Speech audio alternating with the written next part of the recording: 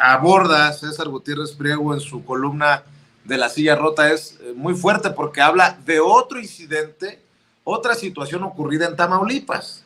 Y dice, los soldados son huérfanos cuando las cosas fallan. Habla de los soldados involucrados en los hechos de Tamaulipas y no necesariamente en este caso del secuestro de ciudadanos estadounidenses, sino de los soldados que dice César Gutiérrez Priego quedaron huérfanos y fueron abandonados a su suerte luego de que 5 personas fueran abatidas por personal militar. Está muy fuerte el título, mi querido César, y me imagino que nos puedes compartir muchos de estos detalles crudos que abordas en la columna. Los soldados son huérfanos cuando las cosas fallan. Nuevamente, otro caso en Tamaulipas. Sí, así es, mi querido Vicente. Fíjate, yo durante más de 20 años me he dedicado a la defensa del personal militar, por lo general contra la Secretaría de la Defensa Nacional, representándolos en diversos juzgados, la mayoría de ellos del orden federal y muchos del fuero común. Y me he topado con diferentes circunstancias. Esas circunstancias son que muchas veces el personal militar, por llevar a cabo un operativo, un rondín, hacer el trabajo cotidiano que se lleva todos los días, hay muchos imponderables que no se pueden prevenir. Y yo siempre he dicho que desafortunadamente el papel en donde se traza cómo se tiene que llevar a cabo un operativo, pues lo aguanta todo, ¿no? Porque en un papel, pues tú puedes decir que con 5 soldados puedes detener a Ovidio Guzmán y la realidad no te da, ¿no?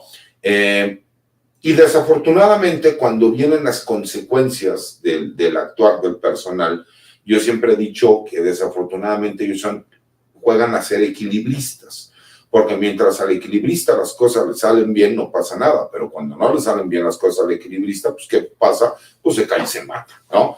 Desafortunadamente así vemos que está el personal militar. Mientras el trabajo sale bien, es su obligación, es su responsabilidad, no tenemos ni siquiera por qué aplaudirlos porque para eso se les paga.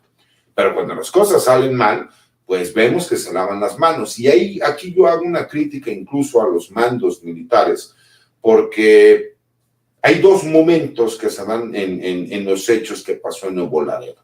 El primero en la madrugada, en donde hay un intercambio de disparos o disparos por parte del personal militar, ya serán las autoridades de la Fiscalía General de la República las que determinen el grado de responsabilidad que pudo existir por parte del personal militar.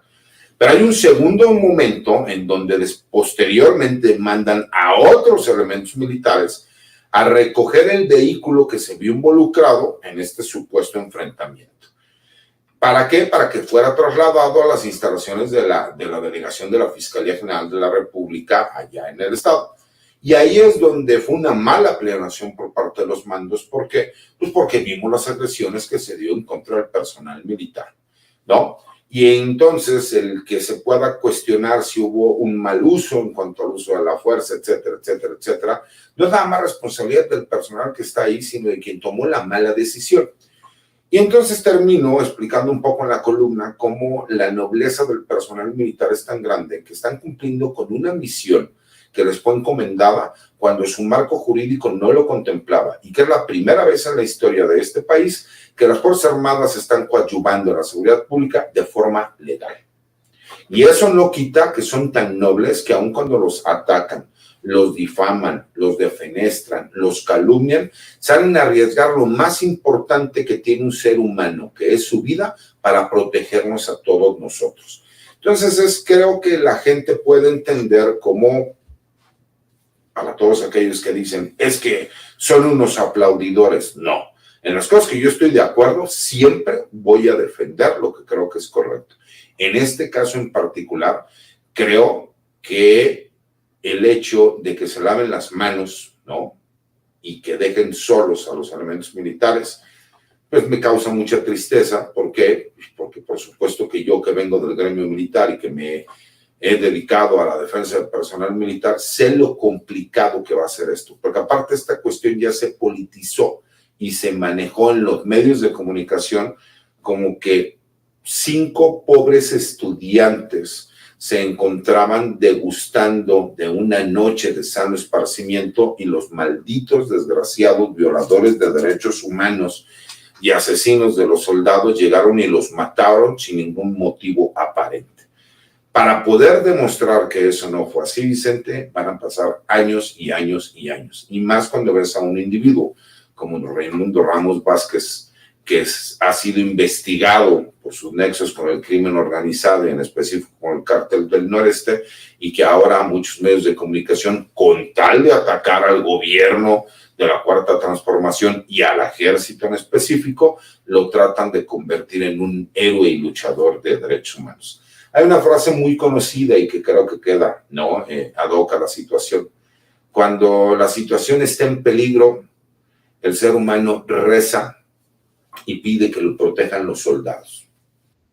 Cuando la situación ya fue solucionada, el ser humano se olvida de Dios e injuria al soldado. Y eso es lo que vemos, ¿no? Y que desafortunadamente es una campaña que se ha ido preparando.